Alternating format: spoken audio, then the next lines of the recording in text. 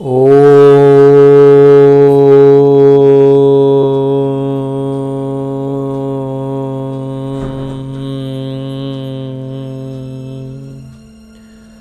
शांति। ओम शांति। बाबा, आज 14 फरवरी 2025 है और आज हम अध्ययन करने जा रहे हैं परमपिता परमात्मा के अनमोल महावाक्यों को, मुरली को। तो इस अनमोल महावाक्य को अपने भीतर धारण करने के लिए, अपनी स्थिति को बेहतर बनाने के लिए क्यों ना अपने सूक्ष्म शरीर के साथ चल चले उस पावन धरा पर, उस पवित्र स्थान पर जहां साकार में बाबा मुरलियां चलाया करते थे। तो मैं आत्मा अपने सूक्ष्म शरीर के साथ पहुंच चुका हूं अब हिस्ट्री हॉल में, जहां एक तरफ बाबा विराजमान हैं और एक तरफ मम्मा जो वीणा बजा रही हैं, और उनके इस वीणा की धुन से पूरा वातावरण पवित्रता, शांति, प्रेम, सुख और आनंद के प्रकंपनों से सुजाग हो उठा है। और इस पवित्र वातावरण में परमपिता परमात्मा की उपस्थिति में स्थित होकर अध्ययन करते हैं मुरली, जिस मुरली में बाबा कहते हैं, मीठे बच्चे, तुम्हें श्रीमत मिली है कि आत्म अभिमानी बन बाबा को याद करो। किसी भी बात में तुम्हें आर्ग्यू नहीं करना है, किसी भी बात में किसी से उलझ नहीं जाना है। कोई बात समझाने में या कुछ भी ज्ञान की बातों का विस्तार करने में कहीं पर भी किसी से भी बाबा कहते हैं उलझना नहीं है। आत्म अभिमानी स्थिति में रहकर ज्ञान सुनाना है, अपनी स्थिति का पहले ख्याल रखना है और ज्ञान सुनाने का कार्य द्वितीय में करना है। पहला उद्देश्य रखना है अपनी स्थिति को बाबा समान रखना। इसलिए बाबा कहते हैं आर्ग्यू कभी नहीं करना। आर्ग्यू करने का मतलब है कि हम अपनी स्थिति से हिल गए। आगे प्रश्न रूप में बाबा कहते हैं कि बुद्धि योग स्वच्छ बन बाबा से लग सके, उसकी युक्ति कौन सी रची हुई है?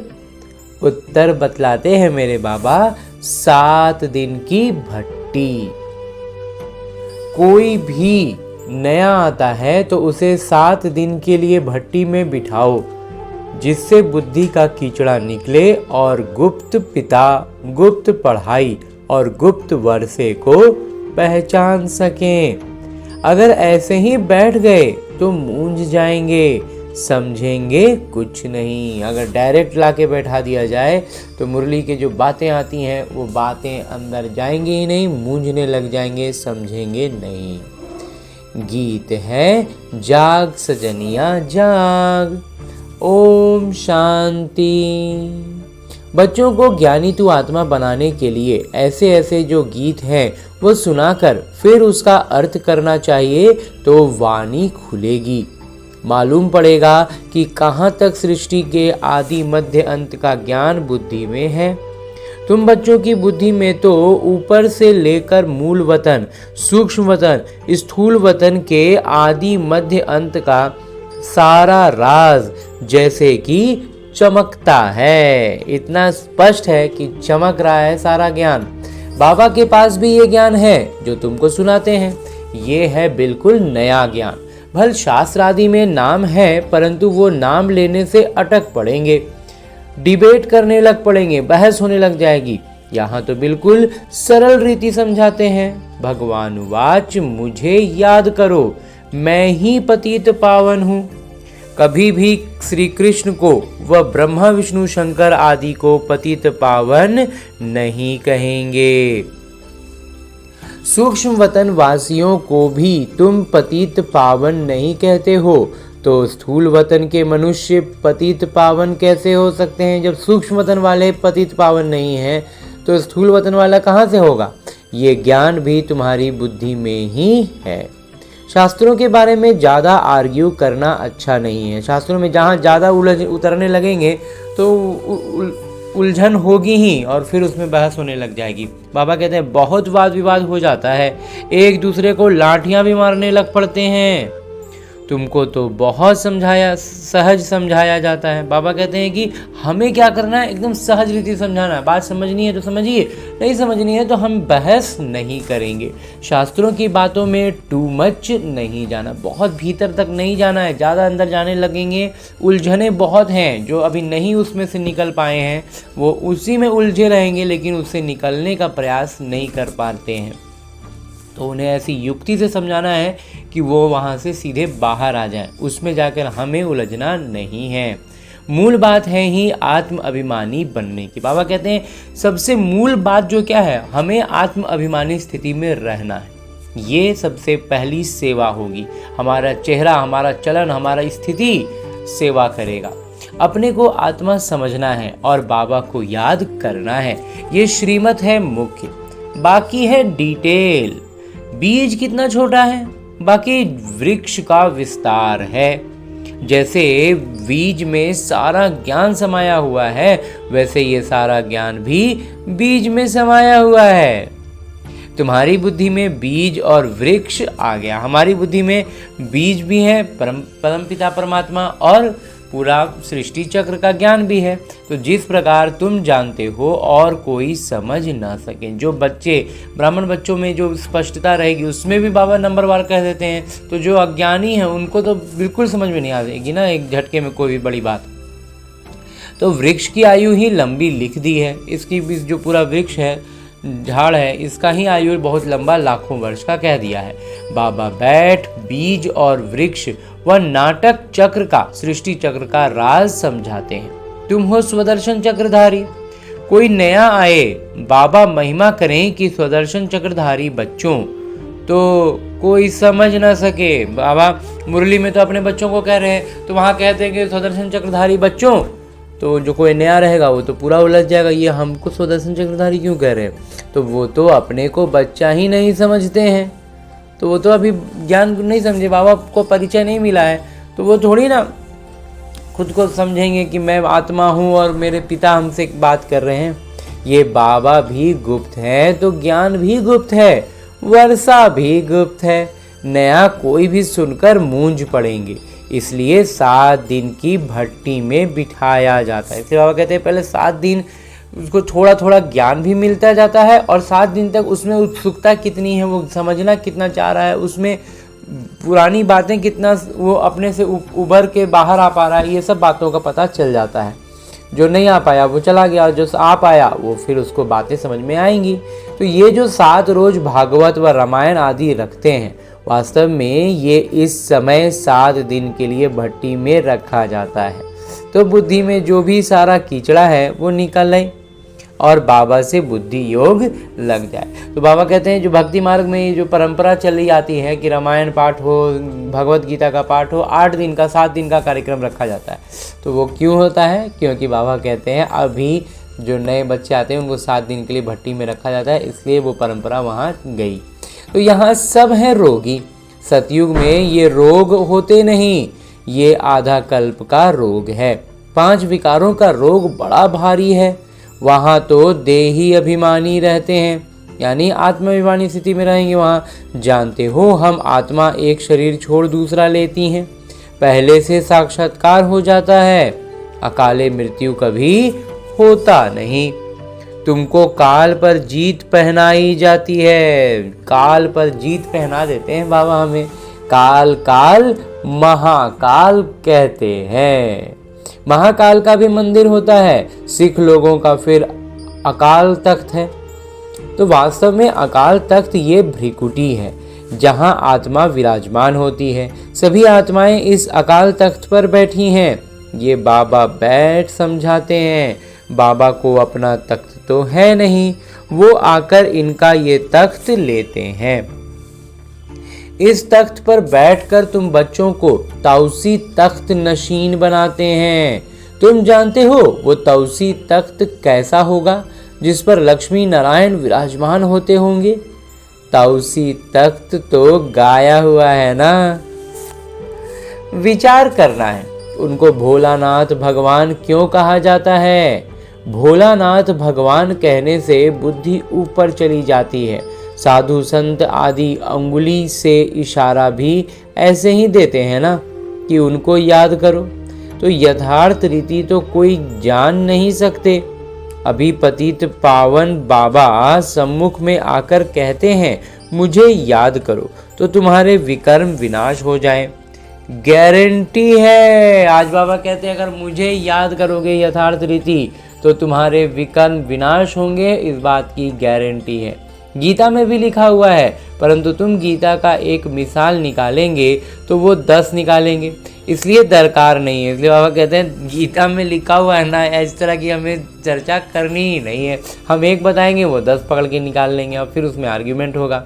तो जो शास्त्र आदि पढ़े हुए हैं वो समझेंगे, हम लड़ सकेंगे।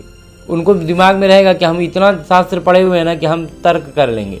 तुम बच्चों को इन शास्त्रों आदि को जानते नहीं हो, हमने ज़्यादा शास्त्र के पीछे हम उलझते नहीं हैं, तो तुम्हें उनका कभी नाम भी नहीं लेना चाहिए। इसलिए बाबा कहते हैं जब समझाने का बात हो ना तो उसमें शास्त्र का नाम नहीं लो, सिर्फ बोलो भगवान कहते हैं मुझ अपने पिता को याद करो, उनको ही पतित पावन कहा जाता है। गाते भी हैं पतित पावन सीताराम। सन्यासी लोग भी जहाँ तहाँ धुन लगाते रहते हैं, ऐसे मतांतर तो बहुत है ना। ये गीत कितना सुंदर है। नाटक की योजना अनुसार कल्प कल्प ऐसे गीत बनते हैं जैसे कि तुम बच्चों के लिए ही बनाए हुए हैं। ये बाहरी गीत भी बनते थे तो उसमें भी अर्थ लगाने से बाबा का ज्ञान से बहुत जुड़ जाती है बातें। ऐसे ऐसे अच्छे अच्छे गीत हैं जैसे नयनहीन को राह दिखाओ प्रभु, प्रभु को श्री कृष्ण को थोड़े ही कहते हैं, प्रभु व ईश्वर निराकार को ही कहेंगे। यहाँ तुम कहते हो बाबा परमपिता परमात्मा हैं तो वो भी आत्मा ना। भक्ति मार्ग में बहुत टू मच चले गए हैं वो भी आत्मा, लेकिन भक्ति में क्या हो गया, महिमा करते करते करते करते पापा कहते हैं टू मच कर दिया है, मतलब कुछ सीमाएं पार कर दी और खामोखा वाला जिधर नहीं ज़रूरत है, जो चीज़ नहीं भी है वो भी तारीफ में लिख दिया, व्याख्यान कर दिया। जैसे बाबा कहते हैं ना भक्ति में कहते हैं हजारों सूर्य से तेजो में, लेकिन वास्तव में परमपिता वैसा नहीं है, वो तो शांति शीतलता प्रेम के सागर हैं। तो यहाँ तो बिल्कुल साधारण बात है, अल्फ और बे, अल्फ अल्लाह बे बादशाही, इतना तो सरल बात है, इतना सिंपल तो बात है। बाबा को याद करो तो तुम स्वर्ग के मालिक बनेंगे। बरोबर ये लक्ष्मी नारायण स्वर्ग के मालिक संपूर्ण निर्विकारी थे, तो बाबा को याद करने से ही तुम ऐसा संपूर्ण बनेंगे। जितना जो याद करते हैं और सेवा करते हैं उतना वो ऊंच पद पाते हैं, वो समझ में भी आता है। जो तो सरल सी बात है, जो जितना सेवा करेगा उतना ऊंच पद पाएगा, इसमें तो कुछ उलझने वाली बात नहीं है। स्कूल में स्टूडेंट समझते नहीं हैं क्या कि हम कम पढ़ते हैं। जो लौकिक विद्यालय होता है उसमें जो पढ़ने वाले बच्चे होते हैं उसमें सब बच्चों को मालूम रहता है कि हम कितना पढ़ते हैं और मेरा नंबर कितना आने वाला है। जो पूरा ध्यान नहीं देते हैं तो पिछाड़ी में बैठे रहते हैं, वो पीछे बैठने वाले बैक बेंचर्स कहा जाता है, तो ज़रूर फेल हो जाएंगे, तो वो फेल भी होते हैं। अपने आप को रिफ्रेश करने के लिए, अपने आप को ज्ञान में तरोताज़ा करना है, एकदम सक्रिय होना है, तो बाबा कहते हैं अच्छे अच्छे गीत बने हुए हैं, उन्हें सुनना चाहिए। अब तो ज्ञान में बहुत सारे गीत हैं और बहुत गहरे गहरे अर्थ वाले गीत भी हैं, तो ऐसे ऐसे गीत अपने घर में रखने चाहिए। किसी को इस पर समझा भी सकेंगे कैसे माया का फिर से परछाया पड़ता है। शास्त्रों में तो ये बातें हैं नहीं कि कल्प की आयु 5000 वर्ष है, ब्रह्मा का दिन और ब्रह्मा की रात आधा आधा है, ये है शास्त्रों में, लेकिन 5000 वर्ष का अवधि के बाद नहीं दिखता है सामने सामने। ये गीत भी कोई ने तो बनवाए हैं। बाबा बुद्धिवानों की बुद्धि है तो कोई की बुद्धि में आया है जो बैठ बनाया है। बाबा कहते हैं ये जो गीत उस समय जो बजते थे, उस वक्त तो बाबा के ज्ञान वाले बच्चों ने गीत नहीं बनाए थे, बाहरी दुनिया के थे, लेकिन उनको प्रेरणा भगवान बाबा देते थे। तो इन गीतों आदि पर भी तुम्हारे पास कितने ध्यान में जाते थे। एक दिन आएगा जो इस ज्ञान के गीत गाने वाले भी तुम्हारे पास आएंगे। अब वो दिन आ गया है बाबा। ज्ञान वाले बच्चे गीत बना रहे हैं और बहुत अच्छे अच्छे गीत बनाकर बहुत अच्छे धुन से हम बच्चों तक पहुंचा रहे हैं, ताकि हम अगर कभी हमारा हाथ छूटने लगता है, हम थोड़ा सा डगमगाते हैं, तो वो गीत, एक दिन बाबा ने कहा था कि वो संजीवनी बूटी हैं, तो वो गीत वो संजीवनी बूटी का काम कर जाते हैं और हम एक बार फिर से तरोताज़ा हो जाते हैं। तो बाबा की महिमा में ऐसा गीत गाएंगे जो घायल कर देंगे। ऐसे ऐसे आएंगे। आ गए बाबा। ट्यून पर भी मदार रहता है। वो धुन कैसी धुन पर बनाते हैं, वो भी एक से एक धुन पर, इतनी गहराई वाली धुन होती है कि एकदम खो जाए बंदे। गायन विद्या का भी बहुत नाम है। अभी तो ऐसा कोई है नहीं। उस वक्त जब बाबा ये मुरली चला रहे, उस वक्त कोई नहीं रहा होगा। सिर्फ एक गीत बनाया था, कितना मीठा प्यारा। बाबा बहुत ही मीठे, बहुत ही प्यारे हैं, तब तो सब उनको याद करते हैं। ऐसे नहीं कि देवताएं उनको याद करते हैं। चित्रों में राम के आगे भी शिव दिखाया है, राम पूजा कर रहा है, ये है गलत। बाबा कहते हैं ऐसा नहीं है। जब वो राम रूप में रहेंगे, जो आत्मा राम का वो में आएगा, राम के शरीर में, या मतलब त्रेता युग में जो आएंगे, वो पूजा उस वक्त करने का प्रावधान ही नहीं रहता है, तो वो पूजा नहीं कर सकते। इसलिए बाबा कहते हैं ये गलत है। देवताएं थोड़े ही किसी को याद करते हैं, याद मनुष्य करते हैं। द्वापर के बाद से भक्ति शुरू होती है। तो तुम भी अभी मनुष्य हो, फिर देवता बनेंगे। देवता और मनुष्य में रात दिन का फर्क है। वही देवताएं फिर मनुष्य बनते हैं। कैसे चक्र फिरता रहता है किसी को भी पता नहीं है। तुमको अभी पता पड़ा है कि हम सच सच देवता बनते हैं। अभी हम ब्राह्मण हैं, नई दुनिया में देवता कहलाएंगे। अभी तुम वंडर खाते हो। ये ब्रह्मा खुद ही, जो इस जन्म में पहले पुजारी थे, श्री नारायण की महिमा गाते थे। नारायण से बड़ा प्रेम था। अब वंडर लगता है हम सो बन रहे हैं, तो कितना खुशी का पारा चढ़ना चाहिए। तुम हो अननोन वॉरियर्स, नॉन वायलेंस। हम हैं गुप्त सेना, वो भी अहिंसक। सचमुच तुम दोहरे अहिंसक हो, ना काम कटारी, ना वो लड़ाई, ना वो जो लौकिक दुनिया जिसको हिंसा कहती है, ना वो हिंसा हम करते हैं, और जो अलौकिक रीति से जो काम विकार की हिंसा है, बाबा कहते हैं हम वो भी नहीं करते। तो काम अलग है, क्रोध अलग चीज़ है। तो तुम हो दोहरे अहिंसक। तो दोनों ही हिंसा के श्रेणी में आता है और हम दोनों से बचे हुए हैं। तो नॉन वायलेंस सेना, तो हमारी सेना क्या है? पूरी तरह से निर्विकारी है। सेना अक्षर से उन्होंने फिर सेनाएं खड़ी कर दी हैं। और सेना सुनने से क्या लगता है? हिंसक सेना, एकदम आगे आगे एकदम। महाभारत लड़ाई में मेल्स के नाम दिखाए हैं। भाई युद्ध का मैदान में तो पुरुषों को ही आगे खड़ा किया जाएगा, महिलाएं नहीं हैं। वास्तव में तुम हो शिव शक्तियाँ। ज़्यादातर तुम्हारी होने के कारण शिव शक्ति सेना कहा जाता है। ज़्यादातर महिलाएं होने के कारण, बहनों के होने के कारण, माताओं के कारण बाबा कहते हैं इसे शिव शक्ति सेना कहा जाता है। ये बातें बाबा ही बैठ समझाते हैं और ये सारी बातें बाबा एक एक बात पूरा विस्तार से समझाते रहते हैं। अभी तुम बच्चे नवयुग को याद करते हो। दुनिया में कोई को भी नवयुग का मालूम नहीं है। वो तो समझते हैं नवयुग 40,000 वर्ष बाद आएगा। सतयुग नवयुग है, ये तो बड़ा स्पष्ट है। तो बाबा राय देते हैं ऐसे ऐसे अच्छे गीत भी सुनकर रिफ्रेश होंगे और किसी को समझाएंगे भी। ये सब युक्तियां हैं। बाबा एक से एक युक्तियां बतला रहे हैं इस सब हमें। तो इनका अर्थ भी सिर्फ तुम ही समझ सकते हो। बहुत अच्छे अच्छे गीत हैं अपने को तरोताज़ा रिफ्रेश करने के लिए। खुद को भी तरोताज़ा कर देंगे और उस पर उन गीत के बातों पर किसी को समझा भी सकेंगे। तो ये गीत बहुत मदद करते हैं। अर्थ करना चाहिए तो मुख भी खुल जाएगा। गीतों का अर्थ को भी अगर हम विस्तार करने लगें तो जिनको बोलने में थोड़ी हिचकिचाहट है ना, वो भी बाबा कहते हैं उनका मुख खुल जाएगा, खुशी भी होगी। और जब मुख खुलता है ना, जब किसी अनजान व्यक्ति को, जब लौकिक दृष्टि से वो अनजान है और उसको हम वो बोल पाते हैं, बता पाते हैं, समझा पाते हैं बाबा के ज्ञान की बातों को, तो बहुत खुशी होती है। क्योंकि अब हम बाबा के बच्चे बन गए ना, तो अब हम आत्मा रूप में उनको समझाते हैं, आत्मा रूप में देख पाते हैं।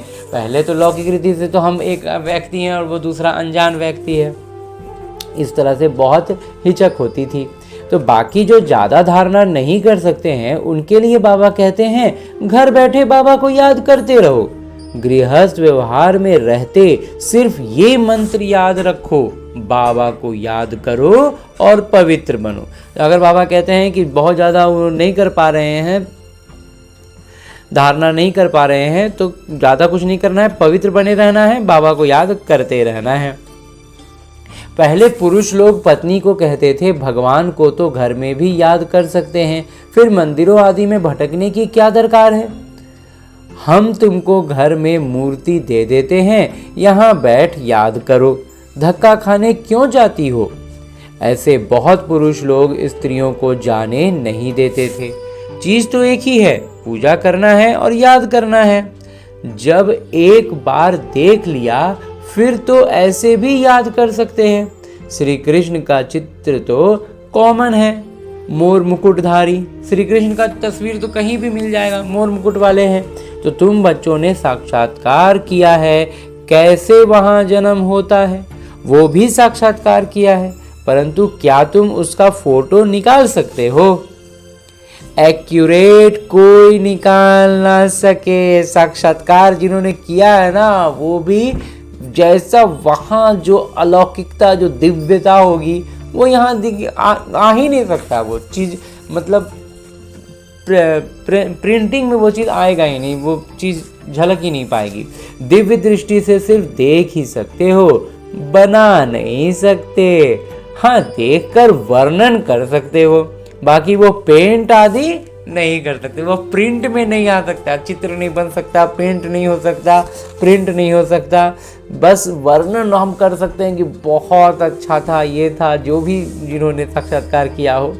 भले होशियार पेंटर हो, साक्षात्कार भी करे, तो भी एक्यूरेट फीचर्स निकाल ना सके। बाबा सीधा कह देते हैं कि वो जिन्होंने साक्षात्कार किया है ना, वो कितना भी कोशिश कर ले, कितना भी होशियार हो, नहीं निकाल सकते। अभी की पतित अवस्था में हम हैं, इसलिए हम नहीं निकाल सकते हैं।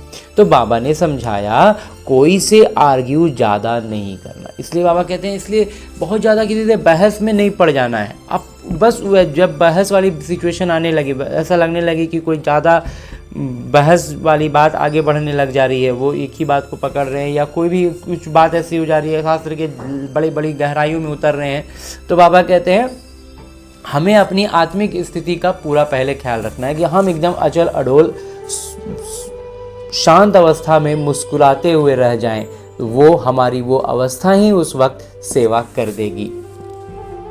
इसलिए बाबा कहते हैं कि ज़्यादा आर्ग्यू नहीं करना है, बहस में नहीं पड़ना है। बोलो तुमको पावन बनने से काम है, तुम्हारा काम बस इतना है कि तुम पावन बनो, और शांति मांगते हो तो बाबा को याद करो और पवित्र बनो। और अगर शांति चाहिए तो परमपिता को याद करो और पवित्र बनकर याद करो, तो देखो तुमको शांति मिलेगी और पावन बनेंगे।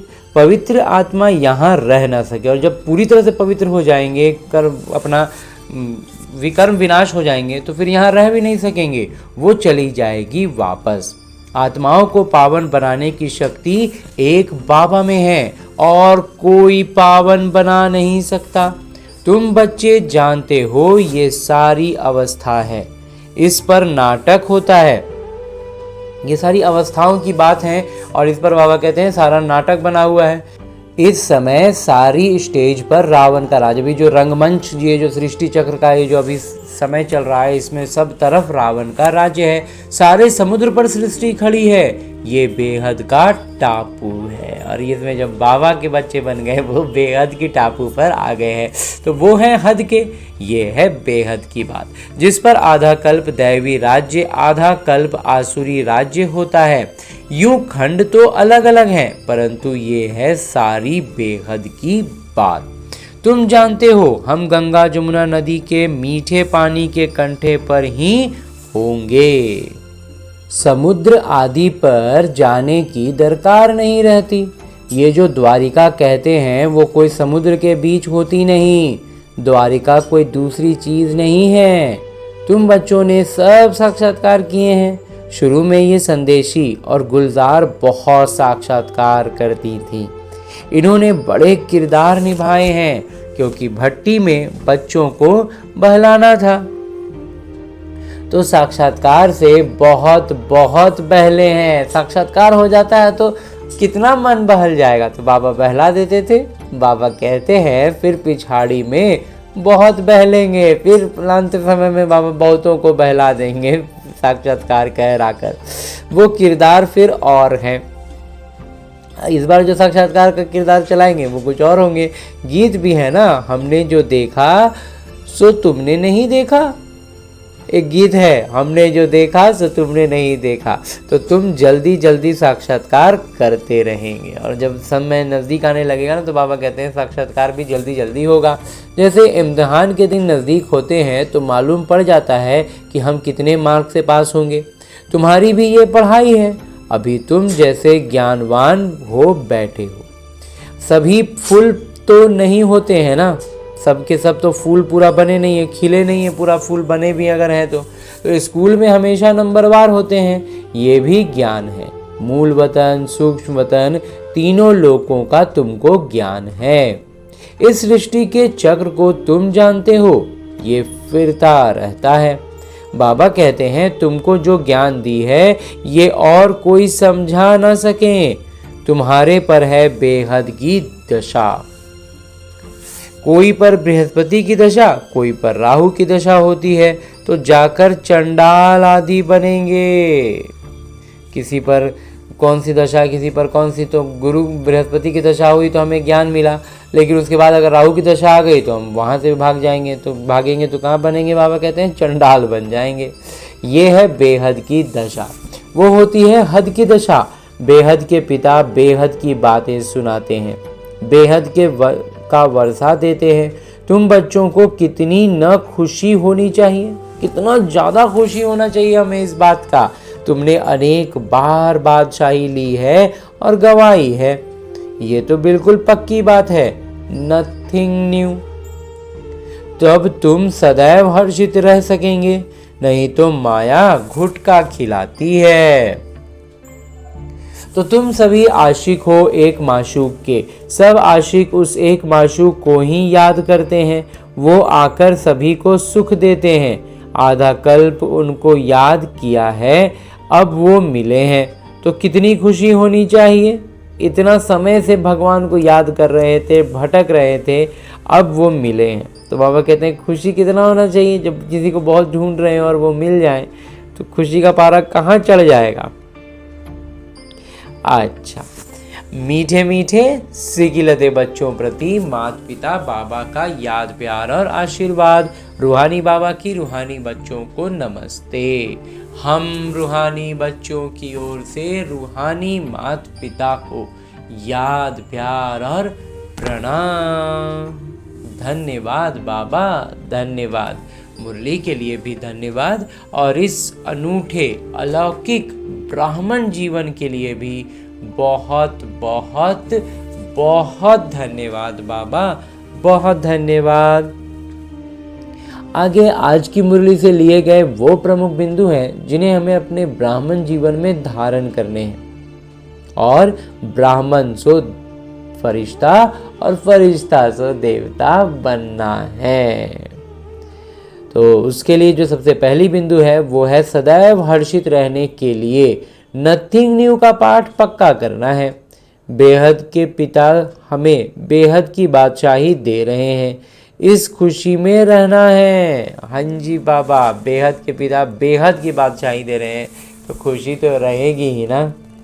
दूसरा बिंदु है कि ज्ञान के अच्छे अच्छे गीत सुनकर स्वयं को रिफ्रेश करना है, उनका अर्थ निकालकर दूसरों को सुनाना है और फिर उन गीतों में जो अर्थ निकले उन अर्थों के साथ हमें मोहल्ले में सुनाना है। आस पड़ोस सगे संबंधी संबंध संपर्क की जितनी भी आत्माएं हैं सबको सुनाना है। जब हम पूरा तरोताज़ा महसूस करेंगे ना, उमंग उत्साह में रहेंगे, तो ये काम हम अच्छे से कर पाएंगे। और उमंग उत्साह बढ़ाने के लिए बाबा कहते हैं कि गीत अभी है। हाँ जी बाबा। और आगे मेरे बाबा वरदान दे रहे हैं। वरदान देते हुए मेरे बाबा कहते हैं, माया के संबंधों को डाइवोर्स दे। बाबा के संबंध से सौदा करने वाले माया जीत मोह जीत भव। बाबा कहते हैं माया के जो भी संबंध है ना, उनको डाइवोर्स दे दो, उनको पूरी तरह से त्याग दो। और बाबा के से जो भी संबंध है उसमें उस बाबा से संबंध जोड़ करके मोह जीत माया जीत बन जाना है। विस्तार से बाबा बतलाते हैं कि अब स्मृति से पुराना सौदा कैंसिल कर सिंगल बनो। पहले स्मृति से अपनी बात निकाल देनी है कि हम युगल हुए थे, हम एकदम सिंगल हैं, या कोई भी संबंध बंधन जो है वो खत्म है, कुछ नहीं है, हम बिल्कुल सिंगल, सबको कैंसिल कर दो। आपस में एक दूसरे के सहयोगी भल रहो, लेकिन कंपेनियन नहीं। कंपेनियन एक को बनाओ तो माया के संबंधों से डाइवोर्स हो जाएगा। कंपेनियन मेरा कौन है? सिर्फ मेरा बाबा, तो बाकी सबसे डाइवोर्स होगा ही। तो माया जीत मोह जीत विजयी हो रहेंगे। अगर जरा भी किसी में मोह होगा तो तीव्र पुरुषार्थी के बजाय पुरुषार्थी बन जाएंगे। इसलिए क्या भी हो, कुछ भी हो, खुशी में नाचते रहो। जो स्थितियाँ परिस्थितियाँ जो भी हो जाएं, बाबा कहते हैं खुशी में तो नाचते ही रहो। हाँ जी बाबा। मिरहुआ मौत मलू का शिकार, इसको कहते हैं नष्टो मोहा। हाँ जी बाबा। ऐसा नष्टो मोहा रहने वाले ही विजय माला के दाने बनते हैं। और अंत में स्लोगन है, मुरली का उपदेश है, सत्यता की विशेषता से हीरे की चमक को बढ़ाओ। सत्यता की विशेषता से हीरे की चमक को बढ़ाना है। हाँ जी बाबा। और अब परमपिता परमात्मा की उपस्थिति में इतना श्रेष्ठ मुरली, ज्ञान मुरली को अध्ययन करने के बाद इसी अव्यक्त स्वरूप में स्थित रहते हुए मेरे बाबा एक अव्यक्त इशारा भी दे रहे हैं, जो कि इस माह में जो बाबा ने इस अव्यक्त इशारे का श्रीमत दिया है वो है कि एकांत प्रिय बनो, एकता और एकाग्रता को अपनाओ। तो उसमें आज के लिए जो बाबा हमें इशारा दे रहे हैं वो है कि माता पिता चाहते हैं कि हर बच्चा एक रस श्रेष्ठ स्थिति के आसनधारी, एकांतवासी, अशरीरी, एकता स्थापक, एक नामी, इकोनॉमी का अवतार बने। बाबा कहते हैं बच्चा जो है, माता पिता चाहते हैं कि हर बच्चा में इतनी सारी विशेषताएं एकदम झलकती रहें। पहला वो एक रस श्रेष्ठ स्थिति रहे, वो हमेशा आसनधारी हो, वो एकांतवासी हो, वो अशरीरी स्थिति में रहे, एकता का स्थापक हो, एक नामी और एक नामी हो, फिर इकोनॉमी की अवतार बने। 6 गुण तो बाबा ने तुरंत खड़े खड़े गिना दिए। तो बाबा इसलिए कह रहे हैं कि एक दूसरे के विचारों को समझ सम्मान दें, एक दूसरे को इशारा दें, लेन देन कर आपस में संगठन की शक्ति का स्वरूप प्रत्यक्ष करें, क्योंकि आपके संगठन के एकता की शक्ति सारे ब्राह्मण परिवार को संगठन में लाने के निमित्त बनेगी। हाँ जी बाबा। और अब परमपिता परमात्मा से इतना श्रेष्ठ अव्यक्त इशारा मिलने के बाद अब हम लौटते हैं अपने स्थूल शरीर में, जो कि एक किरदार को अभी पूरा कर रहे हैं, इस किरदार को निभा रहे हैं, जहां आने वाली हर छोटी बड़ी परिस्थितियां हमारे लिए एक अभ्यास पुस्तिका से बढ़कर और कुछ नहीं है। उस अभ्यास पुस्तिका में आने वाले हर छोटी बड़े प्रश्नों का उत्तर जितना बेहतर और जितना अच्छे से हम दे पाएंगे, उतना हम अपनी स्थिति को बदल पाएंगे। मुरली को सुनने की बात को सार्थक कर पाएंगे। जैसे कि कल की मुरली में बाबा ने कहा था ना कि हमें अपना आभार अगर व्यक्त करना है तो हमें खिला हुआ फूल बनना होगा। हाँ जी बाबा। और ऐसे ही श्रेष्ठ भावना और श्रेष्ठ कामना कि हम अपने स्थूल किरदार में लौटें और अपने जीवन को ब्राह्मण जीवन से फरिश्तों का जीवन और फरिश्तों से देवताई जीवन में प्रवेश कर सकें। तो ऐसे ही श्रेष्ठ भावना और श्रेष्ठ कामनाओं से भरपूर रहते हुए लौटते हैं अपने स्थूल किरदार में। अच्छा, ओम शांति।